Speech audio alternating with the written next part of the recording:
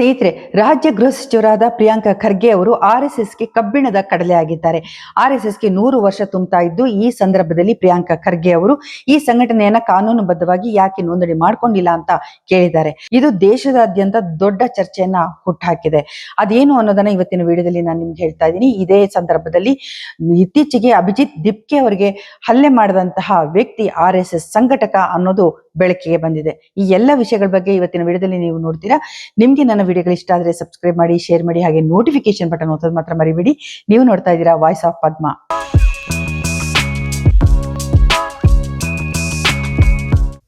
ನಮಸ್ಕಾರ, ನಾನು ಪದ್ಮಾ ಶಿವಮೊಗ್ಗ.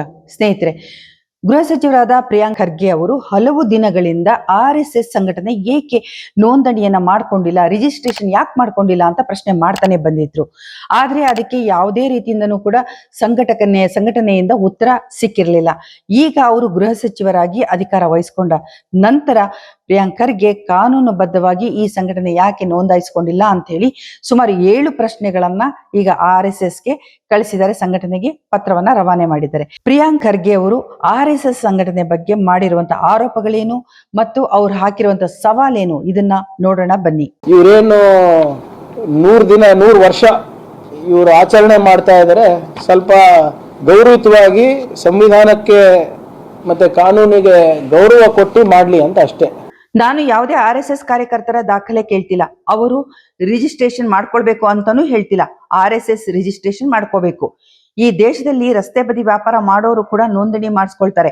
ಪ್ರತಿ ದೇವಸ್ಥಾನ ಲೆಕ್ಕ ಕೊಡುತ್ತೆ. ಯಾಕೆ RSS ಲೆಕ್ಕ ಕೊಡ್ತಿಲ್ಲ, ನೋಂದಣಿ ಮಾಡಿಸ್ಕೊಳ್ತಿಲ್ಲ? ದೇಶದ ಅತಿ ದೊಡ್ಡ NGO, ಮಾನವೀಯತೆಯಿಂದ ಜನರನ್ನ ರಕ್ಷಿಸ್ತೇವೆ ಅಂತ ಹೇಳ್ಕೊಳ್ಳೋ ಸಂಸ್ಥೆ. ನೀವು ಪಥಸಂಚಲನ ಮಾಡ್ಬೇಕಾದ್ರೆ, ಸರ್ಕಾರಿ ಜಾಗದಲ್ಲಿ ದಿನ ಕುತ್ಕೊಳ್ಳದೆ ಎದ್ದೇಳೋದನ್ನ ಮಾಡ್ಬೇಕಾದ್ರೆ ನಾವು ಪೊಲೀಸ್ ರಕ್ಷಣೆಯನ್ನ ಕೊಡ್ತೀವಿ. ನಿಮ್ಗೆ ನೀವು ಯಾರು ಅನ್ನೋದು ನಾವು ತಿಳ್ಕೊಳ್ಬಾರ್ದಾ? ಬಿಜೆಪಿಗರಿಗೆ ಅವರ ಇತಿಹಾಸ ಗೊತ್ತಿಲ್ಲ. ನೆಹರೂಜಿ, ಸರ್ದಾರ್ ಪಟೇಲ್ RSS ನ ಬ್ಯಾನ್ ಮಾಡಿದಾಗ ಗೋಗರ್ದು ಕಾಲ್ ಹಿಡ್ಕೊಂಡಿದ್ರು. ಇಂದಿರಾ ಗಾಂಧಿ ಬ್ಯಾನ್ ಮಾಡಿದಾಗ RSS ಸರಸಂಚಾಲಕರು ಇಂದಿರಾ ಗಾಂಧಿ ಅವರಿಗೆ ಪತ್ರ ಬರೀತಾರೆ, ಎಮರ್ಜೆನ್ಸಿ ಬಹಳ ಅಗತ್ಯ ಇತ್ತು, ಇದು ದೇಶಕ್ಕಾದಂತ ಒಂದು ದೊಡ್ಡ ಗ್ರೇಟ್ ವಿಚಾರ ಅಂತ. ಅವರದೇ ಪತ್ರಿಕೆ ಆರ್ಗನೈಸರ್ ಅಲ್ಲಿ ಎಡಿಟೋರಿಯಲ್ ನಲ್ಲಿ ಅವರು ಇದನ್ನ ಬರ್ಕೊಂಡಿದ್ರು. ನಾನ್ ಸರಿಯಾಗಿ ಅರ್ಥ ಮಾಡ್ಕೊಂಡಿಲ್ಲ ಅಂದ್ರೆ ನನಗೆ ಅರ್ಥ ಮಾಡಿಸ್ಲಿ. ನಾನ್ ಕೇಳ್ತಿರೋದು ಬಹಳ ಸಿಂಪಲ್, ಯಾಕೆ ನೋಂದಣಿ ಮಾಡಿಸ್ಕೊಂಡಿಲ್ಲ? ಇದು ಈ ದೇಶದ ಎಲ್ಲರಿಗೂ ಅನ್ವಯಿಸುವಂತ ಒಂದು ಕಾನೂನು. ಸಂವಿಧಾನದ ಅಡಿಯಲ್ಲಿ ಪ್ರತಿಯೊಬ್ಬರು ಕೂಡ RSS ಆಗ್ಲಿ, ಮತ್ತೊಂದಾಗ್ಲಿ ಸಂಘಟನೆ ಆಗ್ಲಿ, ಸಣ್ಣ ಪುಟ್ಟ ಸಂಘಟನೆಗಳು ಕೂಡ ನೋಂದಣಿ ಮಾಡಿಸ್ಕೊಳ್ಬೇಕು. ಇವ್ರದ್ದು ತುಂಬಾ ದೊಡ್ಡ ದೊಡ್ಡ ವ್ಯವಹಾರಗಳಿದೆ. ಮತ್ತೆ ವಿದೇಶಗಳಿಂದ ಇವರು ದೇಣಿಗೆಯನ್ನ, ಅಂದ್ರೆ ಭಕ್ತರ ದೇಣಿಗೆ ಅಂತ ಹೇಳಿ ಹಣವನ್ನ, ಕೋಟ್ಯಾಂತರ ರೂಪಾಯಿ ಹಣವನ್ನ ಇವರು ದೇಣಿಗೆಯಾಗಿ ಪಡೀತಿದ್ದಾರೆ. ಅದರ ಲೆಕ್ಕವನ್ನ ನೀವು ಸರ್ಕಾರಕ್ಕೆ ಕೊಡ್ಬೇಕಲ್ವಾ, ಟ್ಯಾಕ್ಸ್ ಕಟ್ಬೇಕಲ್ವಾ? ಅದಲ್ಲದೆ RSSಗೆ 100 ವರ್ಷ ತುಂಬಿದ ಸಂದರ್ಭದಲ್ಲಿ ಈಗ ಅವರು ಸುಮಾರು 20 ಲಕ್ಷ ಜನರನ್ನ ನಾವು RSS ಕಾರ್ಯಕರ್ತರನ್ನ ಕರ್ನಾಟಕದಲ್ಲಿ ಪಥಸಂಚಲನ ಸೇರಿಸ್ತೀವಿ ಅಂತ ಹೇಳ್ಕೊಂಡಿದ್ದಾರೆ. ಒಂದು ಗೃಹ ಸಚಿವನಾದಂತ ನಾನು ಅದ್ರ ಬಗ್ಗೆ ವಿಚಾರಣೆಯನ್ನ ಮಾಡ್ಬೇಕಲ್ವಾ? ಯಾರು, ಯಾವ ಆರ್ಗನೈಸೇಷನ್ ರಿಜಿಸ್ಟ್ರೇಷನ್ ಮಾಡ್ಕೊಂಡಿದ್ಯಾ ಇಲ್ವಾ ಅಂತ. ಅಷ್ಟೇ ಅಲ್ಲ, RSS ನ ಮುಖ್ಯಸ್ಥರಾದಂತಹ ಮೋಹನ್ ಭಾಗವತ್ ಅವರಿಗೆ ಅತಿ ದೊಡ್ಡ ದೊಡ್ಡ ವ್ಯಕ್ತಿಗಳಿಗೆ, ಅಂದ್ರೆ ಪ್ರೈಮ್ ಮಿನಿಸ್ಟರ್ಗೆ ಕೊಡುವಂತಹ ಒಂದು ರಕ್ಷಣೆಯನ್ನ, ಪೊಲೀಸ್ ಸ್ಕ್ವಾಡ್ ಅನ್ನ ಕೊಟ್ಟಿದ್ದಾರೆ. ಅದಲ್ಲದೆ RSS ನ ಮುಖ್ಯಸ್ಥರಾದಂತಹ ಮೋಹನ್ ಭಾಗವತ್ ಅವರಿಗೆ ಕೇಂದ್ರ ಸರ್ಕಾರ ಪೊಲೀಸ್ ರಕ್ಷಣೆಯನ್ನ ಕೊಟ್ಟಿದೆ.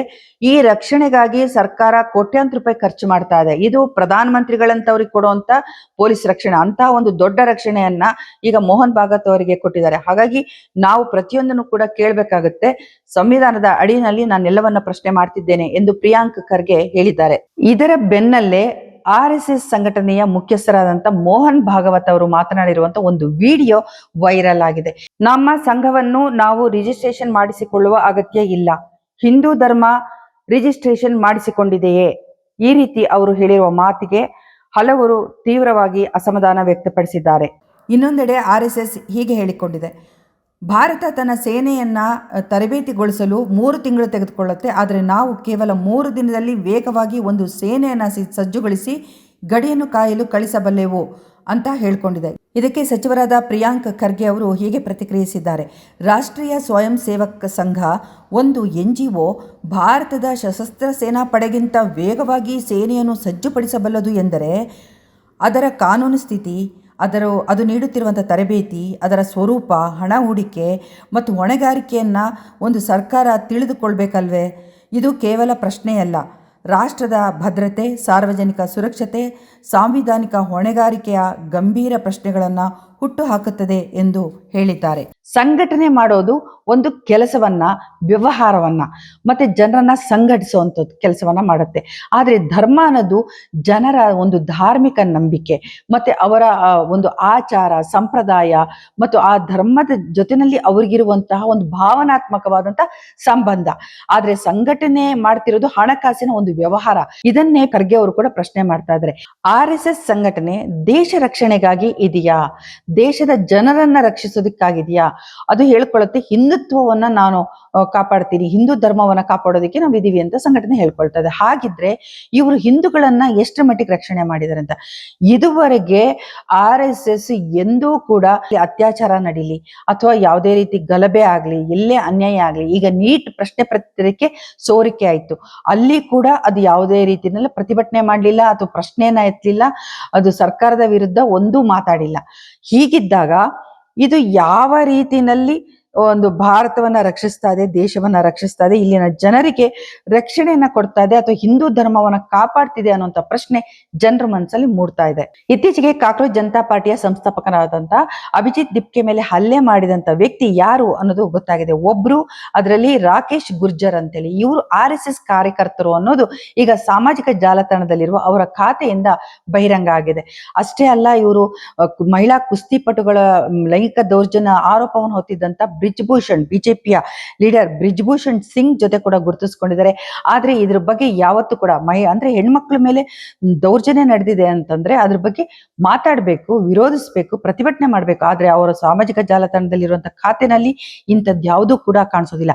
ನೀಟ್ ಪ್ರವೇಶ ಪ್ರಶ್ನೆ ಪತ್ರಿಕೆ ಲೀಕ್ ಆಗಿರೋದ್ರ ಬಗ್ಗೆ ಮತ್ತು ಆ ಕಾರಣಕ್ಕಾಗಿ ಸುಮಾರು 6 ಮಕ್ಕಳು ತಮ್ಮ ಜೀವವನ್ನ ಕಳ್ಕೊಂಡಿದ್ದಾರೆ, ಇದ್ರ ಬಗ್ಗೆ ಕೂಡ ಅವರು ಮಾತಾಡಿಲ್ಲ. ಆದ್ರೆ ಇಂಥವರು ಅಭಿಜಿತ್ ದಿಪ್ಕೆ ಮೇಲೆ ಹಲ್ಲೆ ಮಾಡ್ತಾರೆ, ಪೊಲೀಸರು ಅವರನ್ನ ಸ್ಟೇಷನ್ಗೆ ಕರ್ಕೊಂಡು ಹೋಗ್ತಾರೆ. ಒಂದು ದಿನದ ನಂತರ ಅವರನ್ನ ಹೊರಗೆ ಬಿಟ್ಟಾಗ ಜನರು ಅವರನ್ನ ಹಾರ ಹಾಕಿ ಸ್ವಾಗತಿಸ್ತಾರೆ. ಅಂದ್ರೆ ಸೋಷಿಯಲ್ ಮೀಡಿಯಾದಲ್ಲಿ ಕೂಡ ಅವರ ಅನುಯಾಯಿಗಳು, ಫಾಲೋಯರ್ಸ್, RSS ಸಂಘಟಕರು ಹಾಕೊಂಡಿರುವಂತ ಮೆಸೇಜ್ಗಳು ಹೇಗಿದೆ ಅಂದ್ರೆ, ಸ್ಟೇಟಸ್ಗಳು ಹೇಗಿದೆ ಅಂತಂದ್ರೆ, ರಾಕೇಶ್ ಗುರ್ಜರ್ ಮಾಡಿರೋ ಹೆಮ್ಮೆ ಕೆಲಸ, ರಾಕೇಶ್ ಗುರ್ಜರ್ ನಮ್ಮ ಹೆಮ್ಮೆ, ಒಳ್ಳೆ ಕೆಲಸ ಮಾಡಿದೆ, ದಿಪ್ಕೆಗೆ ಸರಿಯಾದ ದಾರಿಯನ್ನ ತೋರಿಸ್ತೆ ಅಂತೆಲ್ಲ ಅವರು ಮೆಸೇಜ್ಗಳನ್ನ, ಸ್ಟೇಟ್ಮೆಂಟ್ಗಳನ್ನ ಹಾಕೊಳ್ತಿದ್ದಾರೆ. ಈ ರೀತಿ ಸ್ಟೇಟಸ್ ಹಾಕೊಳ್ಳುವಂತ ಜನ ಮತ್ತೆ ಇವರನ್ನ ಹೀರೋ ಆಗಿ ಮೆರೆಸ್ತಿರೋರು ನಿಜವಾದ ಹೀರೋನಾ ಅನ್ನೋ ಪ್ರಶ್ನೆ ಕೂಡ ನಮ್ಗೆ ಕಾಡುತ್ತೆ. ಇದಲ್ಲದೆ ಇವ್ರ ಜೊತೆನಲ್ಲಿ ಇನ್ನೊಬ್ರು ಇದ್ರು, ಅವರು ರೋಹಿತ್ ಶರ್ಮಾ ಅಂತ.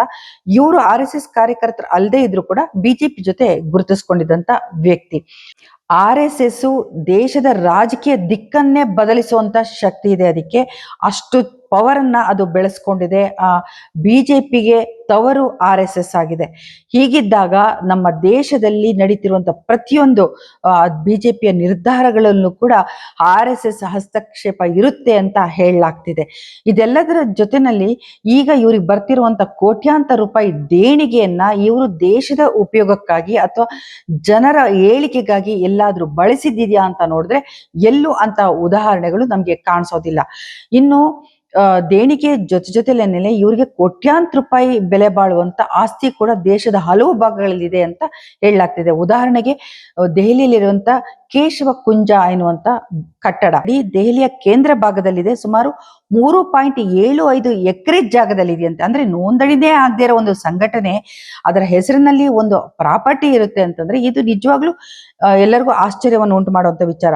ಸುಮಾರು 5 ಲಕ್ಷ ಚದರ ಅಡಿಗಳ ಬೃಹತ್ತಾದಂತ ಕಟ್ಟಡ ಇದು. 135 ಕಾರುಗಳನ್ನ ಪಾರ್ಕ್ ಮಾಡಬಹುದು. 13 ಅಂತಸ್ತಿನ ಕಟ್ಟಡ ಅಂತ ಹೇಳಲಾಗ್ತಿದೆ. ಇದರ ಕಟ್ಟಡ ನಿರ್ಮಾಣಕ್ಕೆ 300 ಕೋಟಿಯಷ್ಟು ಖರ್ಚಾಗಿದೆ ಅಂತ ಹೇಳಲಾಗ್ತಿದೆ. ಹೀಗೆ ಅಪಾರವಾದಂತ ಆಸ್ತಿಯನ್ನ ದೇಶದಾದ್ಯಂತ ಹೊಂದಿರುವಂತ RSS ಈಗ ರಾಜಕೀಯದಲ್ಲಿ ಕೂಡ ತನ್ನ ಹಸ್ತಕ್ಷೇಪವನ್ನ ಹೇಗೆ ಮಾಡ್ತಾ ಇದೆ ಅಂತ, ಇದು ಬರೀ ಸಾಂಸ್ಕೃತಿಕ ಸಂಘಟನೆ ಅಂತ ಹೇಳ್ಕೊತಾ ಇದೆ, ಆದ್ರೆ ಅದನ್ನು ಮೀರಿ ಇದು ರಾಜಕೀಯದಲ್ಲಿ ತನ್ನ ಅಧಿಕಾರವನ್ನ, ತನ್ನ ಬಲವನ್ನ ಹೇಗೆ ವ್ಯಕ್ತಪಡಿಸ್ತಾ ಇದೆ ಅನ್ನೋದಕ್ಕೆ 2023ರಲ್ಲಿ ನಡೆದಂತ ವಿಧಾನಸಭಾ ಚುನಾವಣೆ ಸಂದರ್ಭದಲ್ಲಿ ತಾನು ಹೇಳಿದ ವ್ಯಕ್ತಿಗಳಿಗೆ ಬೆಂಗಳೂರಿನ ಕೇಂದ್ರ ಭಾಗದಲ್ಲಿರುವಂತ 5 ಕ್ಷೇತ್ರಗಳಲ್ಲಿ ಟಿಕೆಟ್ ಕೊಡಬೇಕು ಅಂತ ಅದು ಬಿಜೆಪಿಗೆ ಡಿಮ್ಯಾಂಡ್ ಮಾಡಿತ್ತು. ಆ ಕ್ಷೇತ್ರಗಳದ್ದು ಬಸವನಗುಡಿ, ಜಯನಗರ, ಬ್ಯಾಟರಾಯನಪುರ, ಮಹದೇವಪುರ, ಗಾಂಧಿನಗರ ಈ ಕ್ಷೇತ್ರಗಳನ್ನ ಅದು ಕೇಳಿತ್ತು. ಹೀಗಿದ್ದಾಗ ಇಷ್ಟೆಲ್ಲ ಪ್ರಭಾವವನ್ನು ಹೊಂದಿರುವಂತ ಒಂದು RSS ಇದುವರೆಗೆ ಯಾಕೆ ನೋಂದಣಿಯನ್ನ ಮಾಡ್ಕೊಂಡಿಲ್ಲ? ಅದು ಸಣ್ಣ ವಿಚಾರ. ಕಾನೂನಿನ ಪ್ರಕಾರ ರಿಜಿಸ್ಟ್ರೇಷನ್ ಮಾಡ್ಕೊಳ್ಳೋದು. ಪ್ರತಿಯೊಬ್ಬರು ಕೂಡ ಒಂದು ಸಣ್ಣ ಅಂಗಡಿ ಹಾಕಿದ್ರು ರಿಜಿಸ್ಟ್ರೇಷನ್ ಮಾಡ್ಕೊಳ್ತಾರೆ. ಒಂದು ಸಣ್ಣ ಸಾಂಸ್ಕೃತಿಕ ಸಂಘವನ್ನ ಕಟ್ಟಿದ್ರು ಕೂಡ ನೋಂದಣಿನ ಮಾಡ್ಕೊಳ್ಳೇಬೇಕು. ಇಲ್ಲ ಅಂದ್ರೆ ಅವ್ರ ಮೇಲೆ ಕಾನೂನು ಕ್ರಮ ಸರ್ಕಾರ ತಗೊಳುತ್ತೆ. ಖರ್ಗೆ ಅವರು ಮೇಲಿಂದ ಮೇಲೆ ಪ್ರಶ್ನೆ ಮಾಡ್ತಾ ಇದ್ದಾರೆ, ಬನ್ನಿ ಮಾತಾಡೋಣ ಅಂತಾನು ಕರೀತಾ ಇದ್ದಾರೆ. ಮತ್ತು ನಿಷೇಧ ಮಾಡ್ತೀನಿ ಅನ್ನೋ ಮಾತನ್ನ ಅವರೆಲ್ಲೂ ಹೇಳಿಲ್ಲ. ಸ್ನೇಹಿತರೆ, ಮುಂದಿನ ದಿನಗಳಲ್ಲಿ ಇದು ಯಾವ ತೀರ್ಮಾನ ಪಡ್ಕೊಳ್ಳುತ್ತೆ, ಏನಾಗುತ್ತೆ, ಇದು ರಿಜಿಸ್ಟ್ರೇಷನ್ ಮಾಡ್ಕೊಳ್ಳುತ್ತಾ ಅಂತ ಹೇಳಿ ನಾವು ಕಾದ್ ನೋಡೋಣ. ನಿಮ್ಗೆ ನನ್ನ ವಿಡಿಯೋಗಳು ಇಷ್ಟ ಆದ್ರೆ ಸಬ್ಸ್ಕ್ರೈಬ್ ಮಾಡಿ, ಶೇರ್ ಮಾಡಿ, ಹಾಗೆ ನೋಟಿಫಿಕೇಶನ್ ಬಟನ್ ಒತ್ತೋದನ್ನ ಮಾತ್ರ ಮರಿಬೇಡಿ.